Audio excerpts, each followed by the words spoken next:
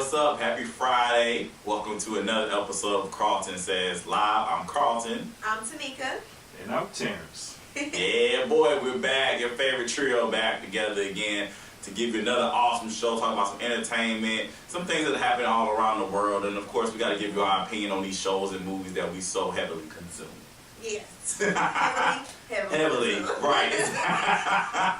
Well, there were two big movies, one on in the big theaters and then one on the small screen, the television, that came out, and people went to go see it, and of course we had to discuss it. Of course, I'm talking about Selma and the Whitney Houston movie. Now, of course, for those of you who do not know, Selma is about the march that took place in Selma, Alabama. Of course, you see some highlights of Martin Luther King Jr.'s life. And definitely was a great movie, a definitely awesome movie. Unfortunately, due to some financial situations, Karlton T. Clay was not able to see that movie. But here's the thing, I really wanted to go. Right. But you know, you have to kind of just evaluate your situation. There's some changes coming to my life very soon. And so I had to just prioritize and I had to realize, you know what, I support it in spirit. Right. But yes, movie. Right. But like I said, from what I hear, it was definitely a great movie. Terrence and Tamika both saw Selma. So what did you guys think of the movie? I loved it. I'm not gonna lie. I thought that I was gonna go in. It was gonna be like one of those other Martin Luther King movies, like, you know, step by step. This what happened. This what happened. This what happened. He got shot. And so when they were given the aspect of Selma, I thought, okay, this is a different viewpoint of things. You know, this is just a set time and place in time of what he was doing. I actually took my 7-year-old son to go see it with me. I think that it's very important, especially in this day and age. Just the atmosphere in our communities to make sure that our children are raised to know their history and know how hard it was to fight for the things that we have now. We speak all the time about how important that is and how we've been spoiled and how we don't remember those things. And I told my son, I said, for you to be able to change the world and make a difference in the future, you got to know something about your past. You got to understand your past and understand the struggles. He had so many questions, Karlton. It was so crazy, you guys. I really encourage you to take your children, take someone, if you don't have a child, donate to a child in the church, in the community. Take them to go see it, because my son had about 20 questions on the way home. And we went to YouTube, we went to Google. If I didn't know the answer, we found out the answer together. I'm not going to give away the movie, but it was certain things that happened in the movie that triggered his questions as to why this happened. Why would they do this to children? Why would they do this to adults? Why would they do it to their own color? Why would they do this? So I really enjoyed it. Yeah. How about you, Terrence? How did you like it? I think for the most part, what I seen, it would be a very, very educational to those that don't know, those that don't have a clue as to what happened in the past. Why we are here doing what we're doing now, but at the same time, it still goes back to why we're not exercising our right to vote, because a lot of stuff, it actually touched my heart for people to die, to get beat up, and we're still not voting. And that's what's killing me about this whole situation about the movie. It's just a wake-up call for those that don't know and those that are sitting around talking about my vote won't count. Nah. You need to make your vote count today. You need to get off your butt and say, hey, you know, these people died for us. These people got skulls cracked for us. You know? Children died. And children died. And what the movie did, even though it was going through a fast track, I see they had to cut a lot of stuff down just to get around to everything that happened during that period to end up to the part where they crossed the bridge.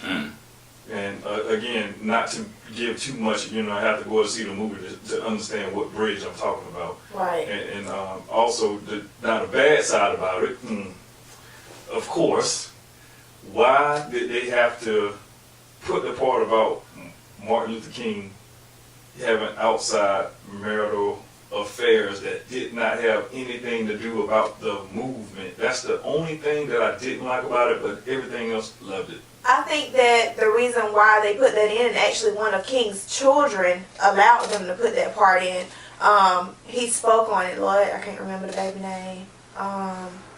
The baby boy. Mm-hmm. He spoke on it when the movie premiered, and he said that it was a pivotal point because the FBI couldn't shake King. The FBI couldn't shake any of the leaders that was going behind King. So what they tried to do was shake his foundation. Mm-hmm. So they started sending those tapes to Coretta Scott King. They started sending these audio tapes to her and making her upset. So she can say, you need to come home. You need to get off the road. You know, those types of things. And she refused to do that because she knew if it was true or if it was not true, if this was real, if it wasn't, this movement was bigger than her marriage. This movement was bigger than her feelings about her husband because he's changing lives and he's trying to do better the whole. So they tried everything in their path. And I think what the movie was showing is that even though they tried everything in their path, they still didn't win. They thought that once she started getting these tapes, she was going to turn into an angry black woman. And she was going to be like, you come home or we're going to get a divorce. And how would that look? He's a political leader just like Barack Obama is today. And people already don't want to see you up there doing anything positive. So as soon as you say, oh, my husband cheating or my man doing this or doing that, why should we follow him? Why should we listen to him? He's a hypocrite. So she swept stuff under the rug, and I think that's the reason why. And her son, their son said that's the reason why they had to put that in the movie to show how strong even the mother was. Because it wasn't just about King. Behind every strong man is a strong woman too. So I think they wanted to show how strong their mother was. Yeah, I understand now. That makes a whole lot of sense. Thanks, Tamika. Because at first, I thought the same thing. I'm like, why would y'all water down his legacy like that with this part? But then when I went back, because when I was Googling with my son, I went back and I looked into some things and I was like, okay, it makes sense now because the mother had to be strong for her children. She had to be strong for her household. She had to hold down the fort when he was gone. So whether she was mad or not, people was looking at her too. But and I'm gonna speak on this. Even though I haven't seen the movie, there always were those rumors that Martin Luther King did stuff out of his marriage and blah blah blah. But I mean, at the end of the day, like I said, I don't think including that part. I need to see it now, but I don't think including that part. I don't think it could water down his legacy. I mean, I think honestly it humanizes him because I mean, at the end of the day, let's be realistic. We all have our things that we have to deal with. So I feel like just adding that little thing, that little part, actually shows that Martin Luther King was a man. He was a human just like you and I. Right. You know what I'm saying? So I just think that, I mean, from the way you guys are speaking, I think it sounds like it was a really great movie. Right. And I'm so sorry that I missed out. It really was. It really is good. But I'm going to see it though. I don't care. Let's say this. When you go to the $2 movie, I'll go see it. So we're going to make sure you see it before then. Okay. We're going to make sure you see it. What you going to do? We're going to make cakes? All right, okay, man. We're going to throw you some cakes. I'll see a matinee, so we're going to get $2 from everybody. I hate you. We're going to make it happen. I hate you. I got 5 on him. I don't like you either, Terrence. We're trying to help you, my brother. But for real, definitely go check out Selma. Definitely go check it out. I'm talking to myself too. I'm definitely gonna go make sure. The numbers speak volumes, so definitely go check out and support that movie. Now let's talk about the free. Yes, TV. I know, free 99. Whitney Houston movie that came out. That came out last Saturday. Definitely a lot of criticism, not from fans, but from family members of Whitney Houston. Of course, Whitney Houston's family, a lot of them were saying they were upset with Angela Bassett for directing this film, saying she was a true friend, she would not be with Lifetime making this movie. But honestly, I'm so glad Angela Bassett did do this movie because at the end of the day, for those of you who've seen it, the movie was awesome. And what I liked about it was as a creative person, you can tell when your actors studied. And so what I loved about it is you could tell that Yaya and the young man that played Bobby Brown, all the other actors that were a part of this movie, they studied who they were supposed to be portraying. And what I loved about Angela Bassett directing this movie was Angela Bassett knew Whitney, they were friends, and they had a connection. Yeah. And so she knew Whitney's mannerisms. She really had some type of involvement with Whitney Houston as a person. I was convinced. Exactly. I was convinced in the movie, sometimes you get lost in do they look like them? Is this the clothes they were wearing? And yes, they had the clothes, they had the hair, they had the makeup, they had the wardrobe, they had the songs, they had... Deborah Cox killed it. If for those of you who don't know, Deborah Cox actually was the singing voice of the movie. Yeah, they didn't use Whitney's voice, and it sounded just like Whitney's voice. That's the craziest thing. I just feel like you said, she did a great job with this movie, and I can understand if the family is mad, but it wasn't her whole life. If you have not seen it yet, we're not going to give it all away. It wasn't her whole life. It was just her love life with Bobby. Right. That's all it was. It was just a scope of her life. It was just narrowing down on something. She can still have a movie in the movie theater. We don't know what happened with her childhood. We don't know what happened after Bobby. We don't know what happened with her raising her daughter, you know, kind of on her own. Right. So, you know, her drug issues and stuff like that. We saw the beginning, but we don't know how she struggled to stop and start and what led her to her demise. So I really do feel like there's still room to make another movie, and yes, I would go see another because I'm a Whitney fan, but this movie was really good. But my thing is this: Angela Bassett did an interview. She was saying it's hard to include every single aspect of Whitney Houston's life. Whitney Houston was a legend. She was an icon, and so she has so much going on in her life. You can't fit all that in 2 hours, which include commercials. Right. It's impossible to do. So I think for the time limit that they had, they did an excellent job. Right. I think Yaya DaCosta killed it. She was amazing. Right. Like, it was scary at some points. It was just kind of like, hey, like she actually picked up on the Whitney thing. And then I also, when I'm watching it, it made me a little sad because it's kind of like you miss Whitney Houston. It's like the voice, you know, the person. I mean, and despite the issues that she had, she was a beautiful person, and she really wanted to see everybody happy. You could tell the way she sung to people. It was just, she had such an amazing gift, and it's a gift that we will always forever miss. And I just think the movie definitely did her legacy justice. I'm really happy that it went well. It got over 11 million viewers, so I think that's amazing. And I just thought it was an overall great movie. You know, a lot of people wanted to complain. You know, and of course you're gonna find people who complain about stuff. They're saying, they was like, Bobby didn't have the gap, and I'm like, He did a great job. He killed it. And speaking of Bobby, let me just go out and say this: a lot of people want to be Bobby Brown haters. A lot of people want to say he's the bad boy and he corrupted her and this and the third. If you've read her biography, if you've known her life, you knew that she was doing drugs before he was even introduced to it, before you even saw this movie. And you knew that she kind of introduced him to it, and he got himself away from it. And he's, you know, alcoholism and all these different things that he has going on. But I just want, it humanized him too. I love that. That's what I loved about it, yeah. He loved her. He made mistakes. He was not perfect, but he loved her to a flaw. They loved each other to a flaw. They was each other's kryptonite. That's exactly what I seen, that Bobby, he loved her like... He did. Unconditionally. And nobody wanted him to love her. Right. And he actually loved her, and he would not let anyone tell him, no, he was the baddest boy out on the scene. Yes, Whitney Houston was the biggest star, but he could have anybody he wanted.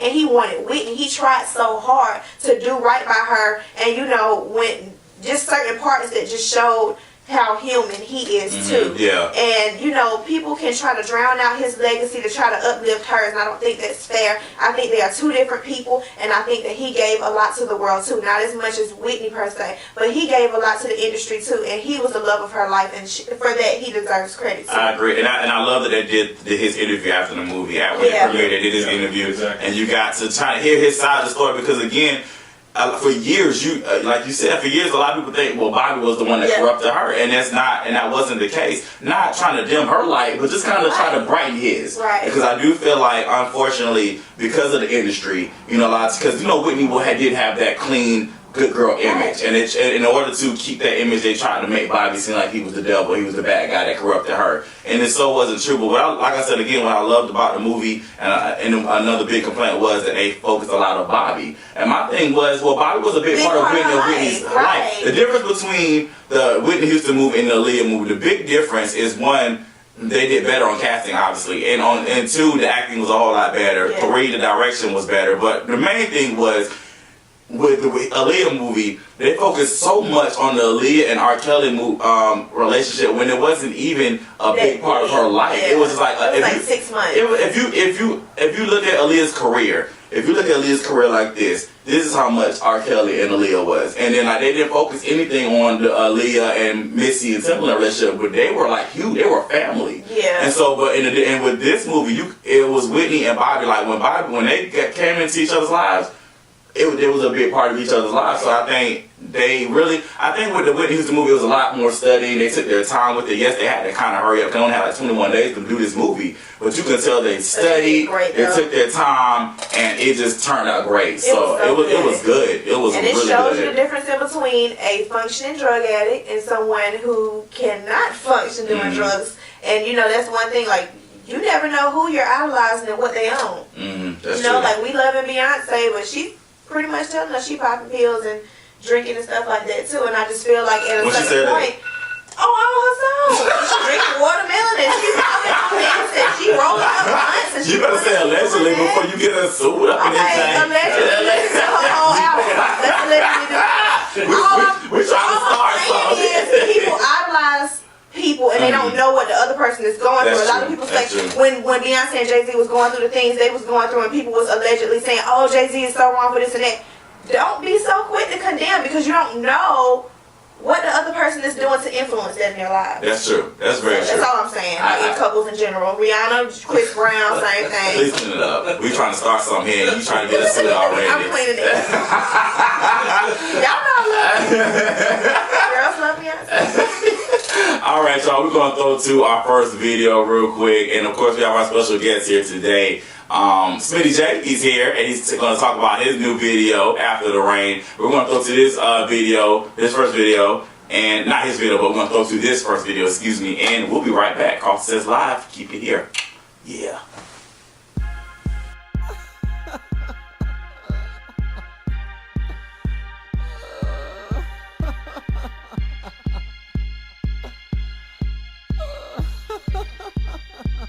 And all I do is, all I wanna do is cry.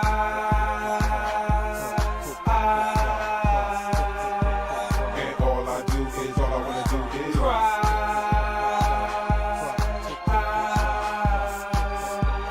And all I do is, all I wanna do is Good girl, come back now. I need some closure. Depressed, feeling a mess, stressed. I can stay sober.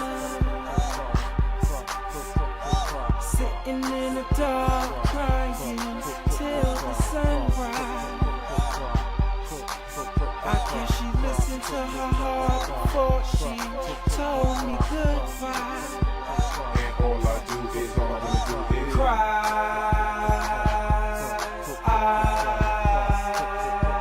And all I do is, all I wanna do is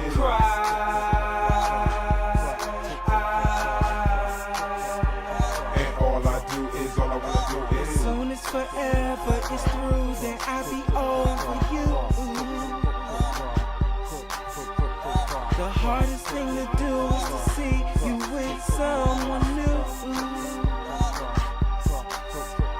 I try to be strong, but the pain keeps hanging on. Tears in my pillow, I'm hurting. Now that you're gone. And all I do is, all I wanna do is Cry.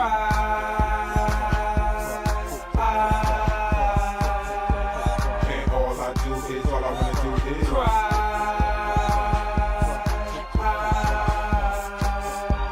And all I do is, all I wanna do She is used to be my girl, now she label my ex. Now since she label my ex, that means I can't get no text, which means I can't get no.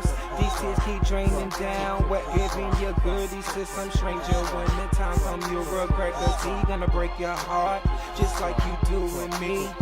Got me crying, thinking nah, this couldn't be. Gotta go and get my mind right, move on, and you know now I see why.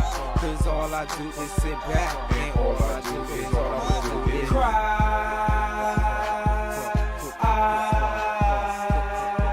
And all I do is, all I wanna do is Cry.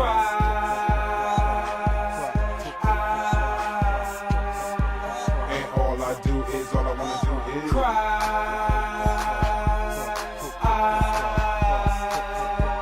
And all I do is, all I wanna do is Cry.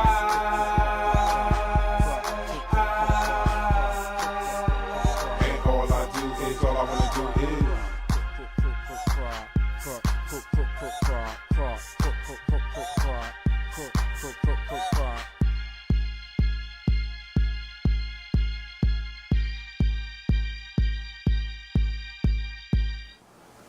All right, that was The Marvelous Prince with his music video, Cry. Thank you so much, sir, for sending your music video in. And for those of you who are watching, if you want to see your music videos played here on Karlton Says Live, shoot me an email at karlton.clay@gmail.com, or you can hit us up on our Facebook fan page, Karlton Says. You know, we're all about promoting and independent artists, and we definitely want to see you guys shine. So definitely send your stuff in. We, love to check it out. And if you make it, you might see stuff right here on the show. Clean version, please. We would like for it to be clean for TV. Thank you. Thank you for reiterating that. Appreciate that. All right, well, we're here with our special guest today. He's a rapper here, lyricist here in the Augusta, Georgia area. He just released a new video called After the Rain, and we're going to talk to him about that. Let's please give it up for our special guest, Smitty Jay.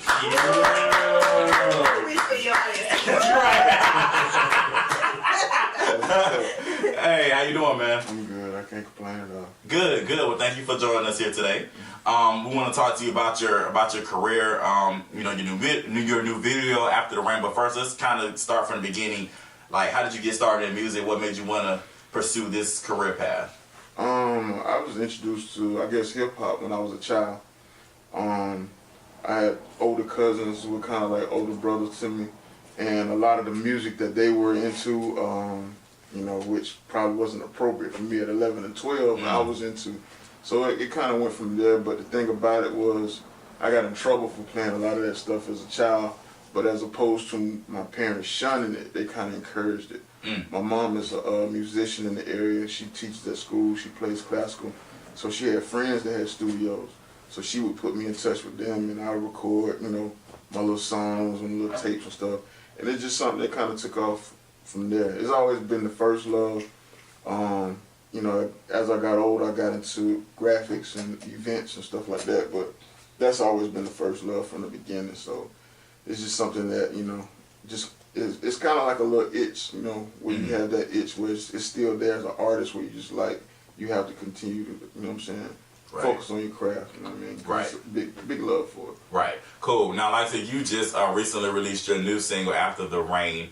What inspired that song? Like, what made you say, hey, because this is a different direction for you. I know, like, a lot of your songs are a little bit more kind of club bangerish a little bit, but this is kind of more inspirational. What made you say, hey, it's time for me to do something a little different? Honestly, the records that, as I got older, I kind of battled with whether or not I was going to continue to do music. And when I decided to, I just said I just wanted to be things that were a reflection of my life. Things that I think other people, in my life could relate to. So as opposed to going for what I guess they deem as the trend, I just said, well, I'm going to just do it from the heart. And that was a record that, that record's probably about a year and a half old. And pretty much it was just a time where I was going through things, just everything that's in that song. It just came. And actually it was during the time, I think that was I think it was 2013, we had the big rain, there was a lot of rain here, and I was stuck in the house because wasn't anything really going on, and that's when I created it, so. Okay. So as I understand, you dropped a single this past Monday, which is Martin Luther King Day. Why would you drop, what influenced you to drop this single on that day? Because I felt like people, it would be a great time to connect with people. I felt like the record would speak to people, and I think it was the right time for it, just something inspirational. A lot of times I think, especially with hip hop, the music always has a negative tone, where it's almost like if you don't have money or these cars, or you don't do this, you don't do that. It's almost like they talk down to the people, which I think is kind of confusing in a sense. So I just decided to go that, and once I got the video done and we kind of started putting together because there's more videos coming in the next few months. Okay. So we decided, well, let's go start with this one on this day and just kind of build with it. Not nothing crazy, just kind of put it out there and see how the people receive it. I think I kind of connected more because of the video. It kind of explained what you were actually talking about, and it touched home base because a lot of people that I did show it to kind of, if you ain't been through what you was rapping about, then you ain't been through it. Everybody knows the struggles of paying the bills, and I liked it. I liked it. I loved it. I loved it, and I understood it. I appreciate that. Yeah. So, like, just, I guess, because when you see the video, I'm in it. But just kind of, I guess, explain to us your thought process when you came up with the concept for the video for After the Rain. It was actually a concept between me and the director, Devin Johnson. He goes under Shot by DJ. He does a lot of great videos. I actually met him through Nisha, who's the vocalist on the chorus. They're both from, well, Nisha's from South Carolina, he's from North Carolina, and he's done work with her previously. So, you know, once we finished the song and I got it to him, you know, we kind of brainstormed, and I told him I didn't want it to be, I wanted it to kind of express the feeling behind the record that people would see, but I didn't want it to be typical rapper struggle. Oh, I'm trying to, you know, record a demo, this, that, and the third. I wanted it to be something that everyday people can relate to. And that's when he stepped in and came up with the idea. So when he gave me the idea of doing the 2 different storylines, I pretty much at that point, that's when we start reaching out for actors and actresses, which is how we got everybody involved. I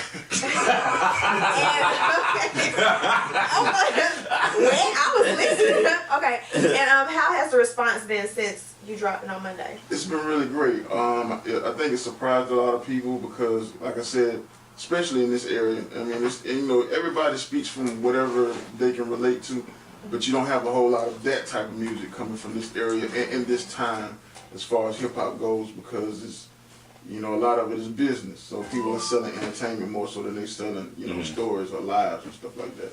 So it's been going pretty good. That's true. Yeah, so like what, don't mind me, I have cameras everywhere, I always do a lot of cameras. What is next for you? Now that you released After the Rain, the video's out, singles out, like what's next for Smitty Jay? It's gonna be a series of more videos coming. Like I said, I have another one called Blindside, which is more of an R&B type feel. It kind of speaks from, you know, how you, I guess people say the new love or the puppy love when you fall in love with someone, how everything happens. That one will be coming out next month. I have another record called Yesterday. It's going to be just more of a continuation. It's going to lead up to a project I got called Good Guys Finish Last. Okay. And that's pretty much the process of it. I just want to kind of build it organically. Okay. Give people visuals, because I think in this time, especially with the internet and just like things you're doing here with this show, I think visuals connected with the music will connect with people more, and they'll kind of embrace the music a little bit more. So that's the whole focus of it. So it's going to be at least 4 or 5, maybe 6 different videos that's going to be coming in the next few months. Okay. All right. And as far as the project itself, do you have a date for that, when that will drop, or you just going with the flow? Building, yeah. Okay. Just building it. I don't because naturally a lot of times when you I didn't want to force it. I wanted to grow naturally because I wanted to connect with people to build a fan base. Yeah. I don't want people to say, well, they like this record because of anything other than what the music is about. I got you. Okay. I got you. Well, I just what I love, like I said, I was a part of the video, and what I enjoyed about it was, well, one, it was simple, and it was kind of like, you know what I'm saying, to the point, and you know, you kind of, as an actor, when you come into a situation, you kind of want to make sure everything's organized and everything's good, and and there's a good flow, and so I enjoyed that aspect of it, but I loved the message. I told, Smitty, I'm about to call him by his real name, I told Smitty, I was like, I listened to the song because he sent it to me, and I was just like, this is a great song. It's so, I listened to it like about 15 times when he sent it to me, because I just enjoyed the message of it, because it's so real. And I think that's one of the things that a lot of our music today is missing. I think a lot of times the popular thing is to rap about, I sell drugs in the trap. Yeah. When you don't even know what a trap is. Right. You know what I'm saying? And it's like when you're 12, you writing it in 7th grade. I mean, that's what I'm saying. It's like a lot of people don't even know what the trap is, or you trying to portray a front like you got all these millions of dollars, you got all these cars, when you're just renting it for a video. You don't. Yeah, exactly. You don't own it. Right? Or you trying to act like you got all these women, but you got this one woman. You got a wife at home. You know what I'm saying? You're not living the life that you're portraying. I think that's the thing that's missing in music today. It is. And you know what I'm saying? And so the thing I love about Kendrick Lamar and, you know, and all these, and J. Cole, and, you know, they really rap about their life. Real life stuff that exactly. they went through, yeah. Exactly. And I appreciate that more because if you tell me, yeah, I went to school and I did everything right, but it still ain't work out and I did some wrong things and then I went back to right. If you just tell me the real, then I can feel, I can feel on that. Just like Terrence was saying, how I'm gonna pay this rent and put this gas in my car and eat and put food in my fridge. Like, don't tell me about how you went out and stole crack because you're not about that life. You're not about that life, A. You'll be the first to rat if somebody come and get you, 2. Right. And 3, I don't care if you stole crack because I'm not going to do that. Right. So. Right. And the part of the thing about After the Rain is like, so you see the aftermath of it. You actually see the struggle and then you see what happened once they got through the rain. And that's what I love about it. So it's definitely a great message, man. It's awesome. The video is great. And so what we're going to do is give you an opportunity to look right there in that camera. You're going to throw to your video and toss to the break. Go. This is man Smitty Jay, man. This is my new single, After the Rain, from the upcoming project, Good Guys Finished Last. It's starring Karlton as well as Miss Peaches. We can't find her on social media right now, but shout out to her. They did a great job, man. I hope you love it. Check it out.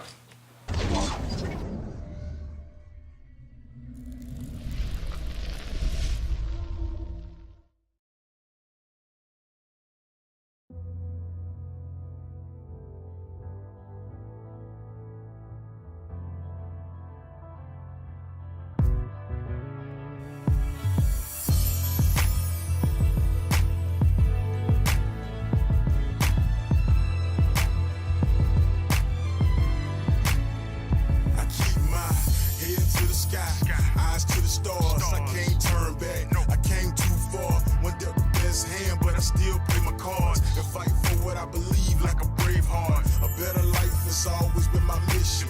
The same intentions of that dope boy in the kitchen. My tunnel vision got me focused on my ambition. Cause people count on me, homie, like a mathematician. But this road that I travel ain't a smooth ride. Roadblocks, setbacks, plenty hard times. But my drive keep me standing tall through the grind. So when that storm come, I smile at them gray skies. Though the odds against me, I'm still fighting. And like Father Time history, I'm still writing. I embrace struggle, I endure the pain. Cause the sunshine always comes after rain. Keep your head up to the sky. Your time will come, everything will be alright. Don't give up the fight. Sunshine will come, everything's gonna be alright. The world is on your shoulders, standing tall like a soldier. The pressure is so heavy, it's forcing you to be stronger. Life is crazy and sometimes bipolar. Way more highs and lows than your favorite roller coaster. And getting through it sometimes can be hell, especially when you're down and no one really cares. Bills piling up, your paper trail will still. You down bad, got you singing blues like a deal, but don't stop, keep pushing. You ain't by yourself, cause God is always looking. The fact that you're still here is only proof in the pudding. Always keep that faith in that recipe that you cooking. And it's easier said than done, but you can shine bright just like the morning sun. I embrace the struggle, I endure the pain, cause the sunshine always comes after rain. Keep your head up to the sky. Your time will come, everything will be alright. Don't give up the fight. Sunshine will come, everything's gonna be alright. Keep your head up.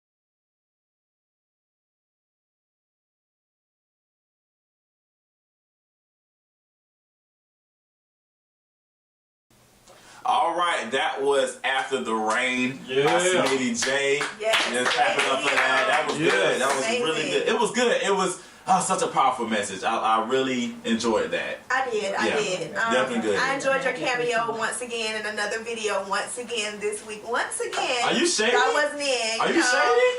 I'm just watering my tree behind you. I think. Yes, I am. I mean, you just. She's shading right now. All I'm saying is the last 3 weeks in a row, Karlton coming right Clay. now. Oh, okay. I was talking to you. The last 3 weeks in a row, Karlton T. Clay has been in all 3 videos. Have we seen my face? That's all I'm saying. You know what it's called? It's called grinding and meeting people and moving forward.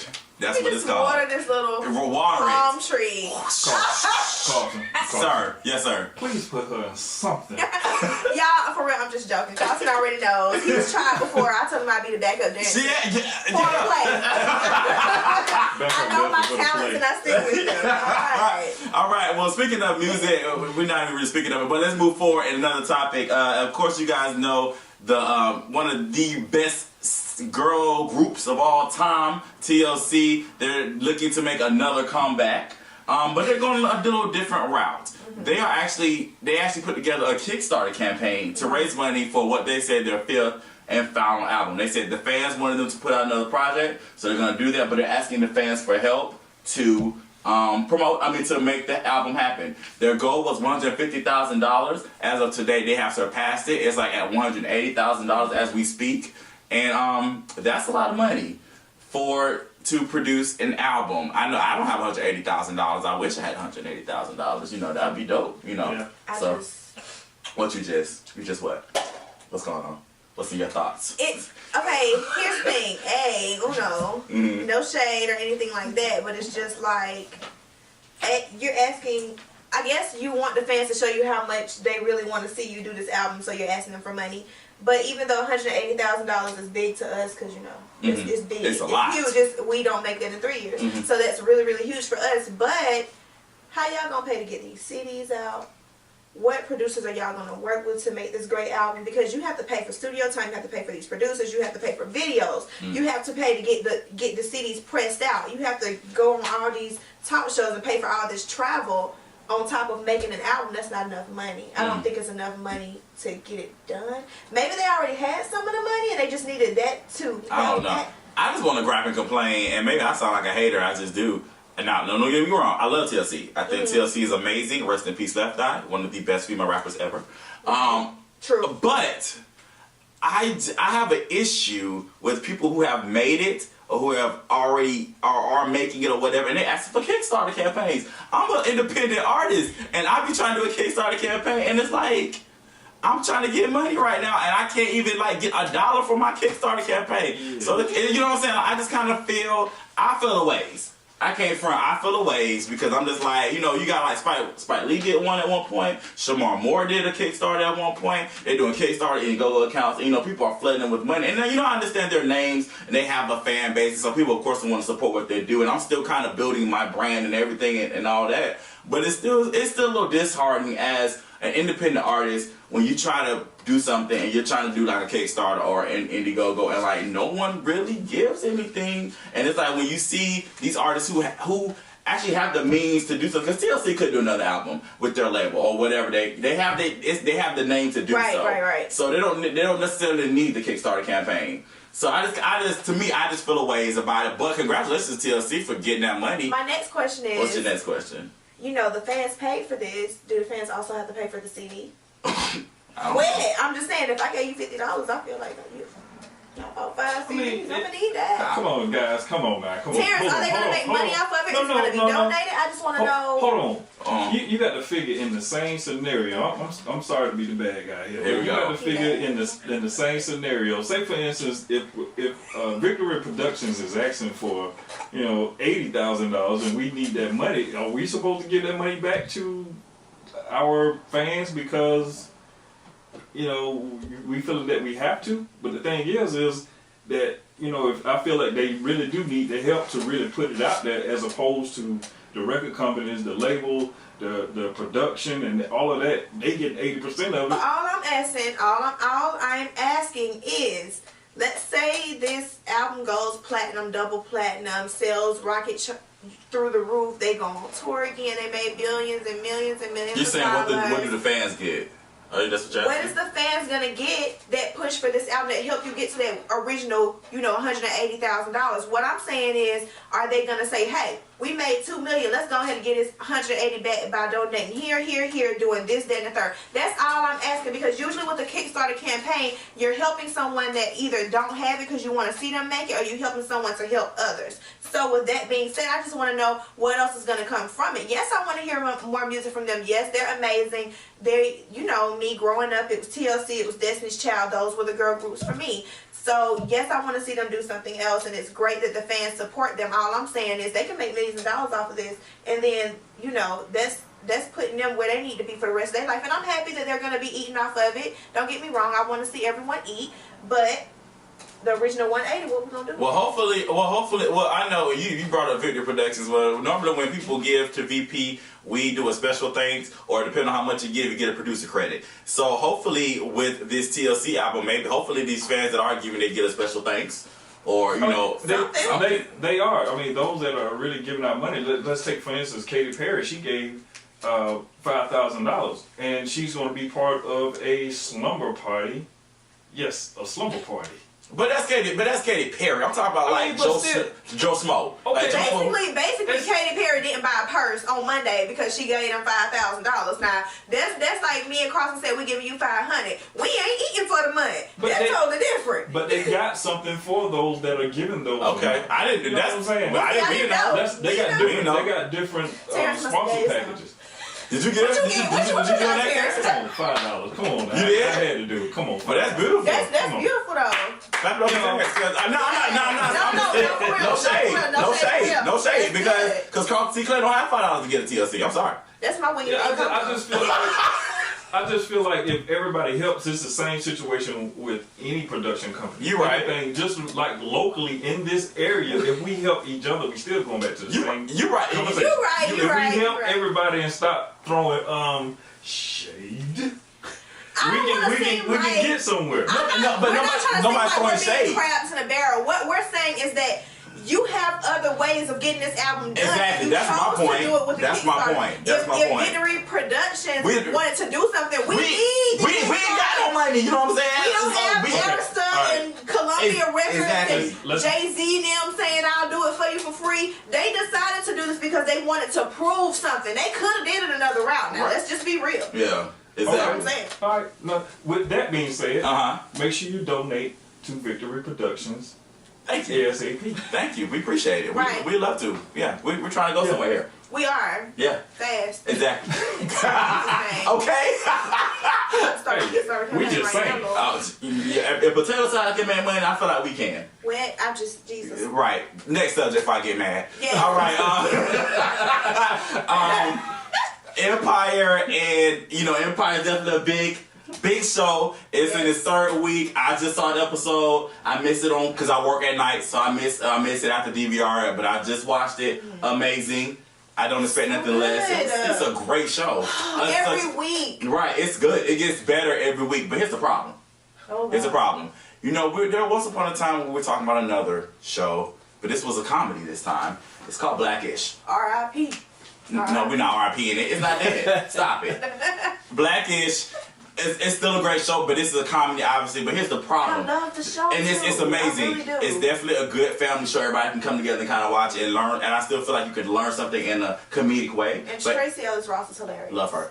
She's so beautiful. Yes. Oh, gosh. But the problem is that the time slot. Unfortunately, Blackish on ABC comes on at 9:30, but then you have Empire that comes on Fox at 9. And so the big debate is, why do we have two black shows going up against each other? Because it kind of seems like one is trying to set something. Because in recent ratings that I've read, actually Blackish, since Empire's been out, Blackish's ratings have gone down. Right. Because more people are watching Empire and not really watching Blackish. Here's my problem with that. Okay. We fight so hard to get black people, African Americans, whatever you want to label yourself, on TV and become the norm. Not just the normal black show, but the normal show. So it shouldn't be why are two black shows competing with each other. It should be why are two great shows competing at a time slot with each other. If we can just take the black out and just start focusing on how great both shows are and just say, hey, I think they got to make an executive decision because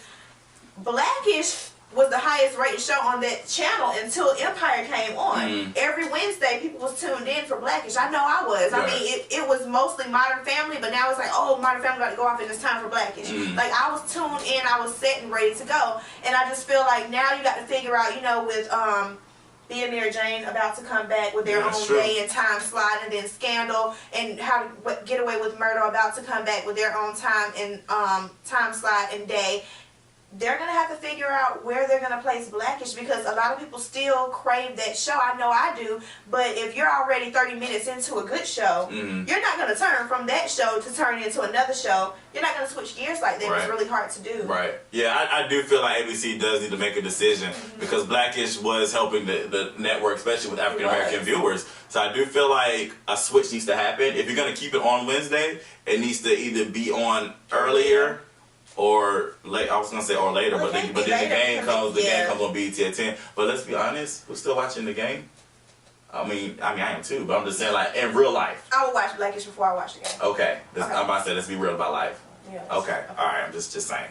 All right. Shade. No, none. No shade here. Just being honest. Just being honest. But I do like Blackish, and I want to see this show succeed. The children are so talented. And they got nominated for NAACP awards. The two oldest ones. Right. So, yeah, and definitely. I feel like the main characters have proven themselves throughout movies and television shows throughout the years, and I really feel like they finally come to something where they've found their niche, and this is something that's a really, really good show, and I do want to see it succeed, but once again, it's the time slot. It's the time slot. It's the time slot. Just don't move them to Fridays. Fridays is the death day. Oh, it Friday is. Definitely It is. Everyone is either asleep, at work, or out. It used to be TGIF when we were younger. It used to be the bomb, but ABC. Right. That's right. Jesus. Yes. And then one Saturday morning, your TV was on ABC from Friday night to Saturday afternoon. Yes, Jesus. That's right. But you know, hopefully ABC execs will make the right decision and help Blackish. I'm pretty sure they're working on it now because that's a big money. That's their money pie. Yeah. Like for real. I don't think they're gonna get rid of the show. I think they're gonna have to find it. They need to find definitely find a different time slot and just let's help see it flourish, guys. Let's support both. I mean, hey, if you got DVRs like I do, just record both of them. Or if you got on demand, you can wait till today and then you can watch it. That's right. True. Comes on Fridays on demand around noon. Just saying. So you can watch Blackish on Fridays and then come to Karlton Says Live and watch us. Yes, because it comes on at noon and then Karlton Says Live. That one. But y'all, let's fight for a different time slot because they don't get ratings for on demand. We just get to see it. Really? They don't get ratings. I thought they did. I didn't know that. I know you get ratings for DVRs, but I didn't know you get ratings for DVRs, but you don't get ratings. It's kind of like saying this many people watch this show on this day.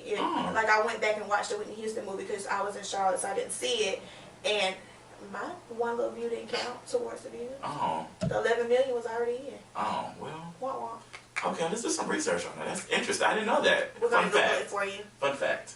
Awesome. Yes. We spoke on the game. Let's go on to that next topic. Apparently there's a beef between former castmates. Why we gotta have beefs? Why can't we all just can't get along and just love each other? I don't understand. It's always, you know what? It's always beefs before shows end. Remember when Martin and Gina? Oh, that was it's always heartache. Beefs before shows and the last season was the worst. It was so horrible because they wasn't even in shots together. Yeah. Well, here's the thing. Again, of course, we talk about the game a lot here on Karlton Says Live, but the thing is, apparently, I did some research yesterday, and apparently there's a beef between the Malik character, Hosea, and Pooch Hall, who played Derwin. Apparently, from an interview I read, Hosea was saying that there was some negative energy. Pooch was bringing a little bit of negative energy to the set. It was making everybody a little uncomfortable to work. He didn't exactly know what the deal was between Pooch and BET execs or whatever, what really caused Pooch to leave the show. But he just knows that it was according to Hosea, it was causing a negative impact to the set and to the show and to everybody couldn't really do their jobs. And the question was asked, well, have you talked to Pooch? And Hosea was like, I haven't talked to Pooch. I haven't talked to him in years. And apparently they're not cool anymore. And also they asked the question about the whole Melly. You know, of course, every week there's always somebody asking, where's Melly and Derwin? And Hosea said, you know, in all honesty, you know, I used to kind of come to work thinking, you know, okay, maybe Tia and Pooch will come back, you know, Melanie Durham will come back, at least make an appearance with her. But he says right now he's quite frankly tired of hearing the question, where is Melanie Durham? He said he could give a damn if the characters Melanie Durham come back to the game, according to his interview, quote unquote. I don't blame him, because even Melanie and Derwin is tired of people asking Melanie and Derwin when Melanie and Derwin is coming back. When they done told y'all they ain't coming back. When somebody tell you something, believe them the first time. You know you've heard this. We've all heard it from our parents. Just believe them. They're not coming back. I do feel like maybe Pooch was going through something, you know, because you have to think about it. They're cutting down your character and they're trying to give you less money. You worked so hard to build this show, and you feel like your character was the nucleus of the show, and now they're trying to wipe you away slowly. And you know, you have family, you have friends, you have people that depend on you. This is your livelihood. So a lot of things is going through your mind. You never know what someone is going through when they come to work every day. You never know what someone is trying to handle, or you know, how their finances are going to be. You know, you really just never know. And I do honestly feel like, okay, Jose, you were upset because he had an attitude, but you still got a job. You still getting paid the same amount of money you was getting paid. Then nobody cut you down like they cutting them down. You get what I'm saying? Like, maybe you was already getting paid less and you feel like they didn't deserve it anyway. You know, it could have been an ego thing. Men have egos, and, you know, maybe he's like, oh, what he whining and complaining about? You know, it could have been anything, but I do feel like after a certain period of time, adults should be adults. You know, this is something that was out of both of their controls, and maybe they should speak with each other, because they did have a good working history before this. And you could tell that, you know, all six of them, they had a genuine love for each other and a genuine friendship. You could tell in their interviews, and they would go out in the pictures. You could just kind of tell that they love each other and they really enjoy working together. And I mean, yeah, they have a new group now. I mean, of course, you know, Lauren London and Jay Ellis are now on the show, and they kind of trying to make this new group together. And with Brandy, it's not the same. I mean, yeah, you have to kind of get on with your life and move forward and be like, okay, you know, things have changed. Tia said she's not returning. Pooh said he's not returning. All right, so we still have our jobs, like you said. Let's move forward. But I mean, it's just, I think it's unfortunate that Jose and Pooch aren't friends anymore. I think it's very unfortunate, because again, you could tell that they all really loved each other. They all really respected and had a genuine friendship, and I think that's sad. However, I'm going to say this as the game watcher. I did watch this week's episode, and I have to say I only laughed once, and I only laughed at Kobe Bell's part when he was fussing at Jay Ellis. I thought that was funny. I was just laughing because. Oh yeah, when he was like, "You can't go to the concert." Yeah, that's one time I laughed, and I just kind of felt like, oh man, I could have went to sleep. I'm good. Cause I get off late, and so I watched up on DVR. And I thought something major was gonna happen when Brandy came knocking at the door. Nothing happened. And then, what was this whole part with? Perez Hilton. I'm good. They could have kept that. They could have kept it and put it in their back pocket. For real, they could have been a commercial or something. Yeah, I was waiting for Charnay to act up, and she did, and I'm like, why? Their character was crunk, and now they're. I guess they wanted to show a different aspect of who Charnay was. Let's just be honest. I keep waiting for Brandy to sing. You know she's not gonna sing. I love her voice. We all do, but you know Brandy's not gonna sing. Brandy didn't sing on Moesha. She's a great actress, don't get me wrong. Brandy didn't sing on Moesha. She's not gonna sing on the game. She should have been her character couldn't sing. But she should have been in the little Trinity. Her character couldn't sing. Should have. Moesha can't sing. She should have been a writer singer. All I'm saying. I was waiting on Brandy to be like, almost doesn't count, like at the dome. You tripping. Like, you for tripping. real. You tripping right now. I'm just being honest. You tripping. But I did watch that episode too. I don't know what Tasha gonna do about that crying behind baby. I can't. That storyline is done. I can't. You know what she ended up doing though, right? What, leaving the baby in the house? Giving the baby to Pookie. Oh. She gonna say, Pookie, you was right. Yes, baby. I